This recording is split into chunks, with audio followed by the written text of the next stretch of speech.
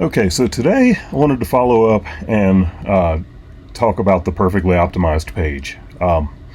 We, depending on the class that you were in with me, where we talked about just the SEO workshop, we may or may not have gone over the optimized page. So I wanted to go over it in a little more detail. I'm going to make sure that everyone has a copy of this PDF. It will be in the email that that is linking to this video. So you'll have a link to be able to download this PDF, and you can use it to kind of go through the pages on your website to determine if they're optimized properly. So here we've got just a visual representation of a page with all of the title and meta elements and everything, and showing how this page is optimized for the term Cummins diesel repair.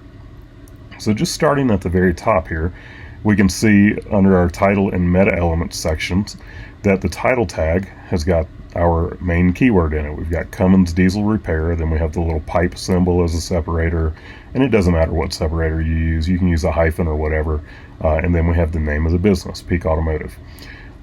And typically, unless I just really need to get a lot of information into a title tag, I will pretty much always have the name of the business at the end of the title tag. If I need to have a longer title tag, then I will remove that. But in this case, that Cummins diesel repair, that's all that's needed for the title tag on here. You may want to put like a location in there as well, so it might be Cummins diesel repair Atlanta. It just depends on how niche down you are and how competitive of an area that you're in. And then in the meta description, you can see that we've got information about the Cummins diesel engine. We've got the name of the business. We've got the word mechanics. So again, the meta description is not something that Google uses as a search. They don't use it to determine search results.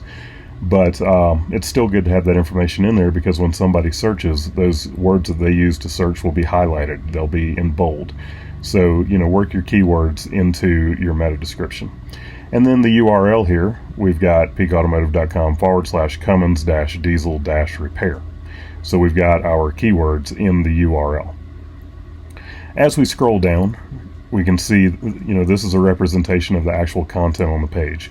So our header, or our heading, our H1 heading is Cummins diesel repair. We've got an H2 heading here that's Cummins diesel maintenance services. We've got other headings over here: common Cummins diesel engine problems and solutions, Cummins diesel light and medium duty truck engines. And then actually within the content itself, you can see the Cummins diesel engine was used in light and medium duty trucks, blah, blah, blah. Cummins diesel maintenance services. So we're working that keyword into the content through the headings, the content itself, and we're not going overboard with it. Everything that's here reads naturally, and that's very important. You want to look for anywhere from 2 to 5% keyword density. 5% may be a little bit heavy, and I'm going to show you a tool in just a minute that'll help you with figuring that out. But as we continue on this page, over here on the left, it says the content offers everything a searcher might want in a unique, high-quality amalgamation. An amalgamation just simply means that everything works together. We've got the words on the page, we've got the title and meta elements, we've got our pictures here. And remember, it's not represented in this graphic, but your picture, like we would name this Cummins-diesel-repair.jpg. We would put a alt text on this that also has the words Cummins diesel repairs in that alt text. And I talked about that in the webinar, so refer back to the recording of that if you need to go refresh on that. I also talk about that in the Tale of Two Images video that I did, so refer back to that as well if you need some help with that. All right, we've got clear layout, solid visuals, and beautiful, simple design make the page easy to use and enjoy. That's important. It doesn't necessarily have a whole lot to do with search, but once somebody gets to the page, you want them to take action. Don't waste all of that time that you did doing SEO, or that money that you spent having someone else doing SEO, to have an ugly page that's going to turn someone off when they get there and them not convert into a customer. The page includes an enticing meta description and schema markup. The schema markup, I talked about that in the video as well, so refer back to that where I showed you how to create the JSON LD file and upload it to the website. There are no impediments to search crawlers reaching the page or determining the canonical version. Alright, basically that means that you're not telling the search engine do not index this page. And I'm going to click over here and show you in the back end of one of our websites. You can see right here, the search engine visibility. If I clicked that button, then if I just check mark that and hit save, then the search engines would not index my website. That would be very, very bad. I've seen it happen before. So you want to make sure that you don't have anything that is impeding the search engines from crawling your website. Primary and secondary keyword phrases appear in prominent position in the headline, title, and content. Again, that's your H1, your H2s, your H3s. We've got the keywords in there. And then, responsive design. It's going to look good on mobile devices, tablets, whatever. Alright, so I want to show you this other tool, and I will show you, I'll go to this website. It's a website that we just launched, and if I go to the auto repair page, all I did was I just copied this text and went over here and pasted it in. That way it's got my headings. It knows that, like you can see right here, it's an H1. You click right here, we can see it's an H2. And so on. Like this is an H3. So this is all of the text on that page. So I copied it and pasted it in here. I entered my focus keyword, which the focus keyword for this page is auto repair. Then I came down here and I entered my page title and I entered my meta description.